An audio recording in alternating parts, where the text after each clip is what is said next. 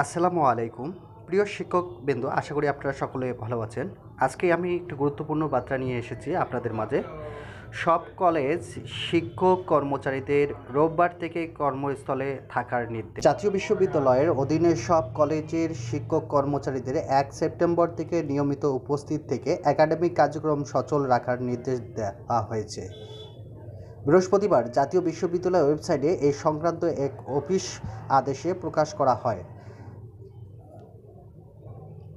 আদেশে বলা হয়েছে, জাতীয় বিশ্ববিদ্যালয়ের অধিভুক্ত সব কলেজ অধ্যক্ষ, শিক্ষক ও কর্মচারীদের আগামী ১ সেপ্টেম্বর থেকে স্ব কলেজের একাডেমিক কার্যক্রম সচল রাখার জন্য অবশ্যই কলেজের নিয়মিত উপস্থিত হওয়ার জন্য নির্দেশ প্রদান করা হলো।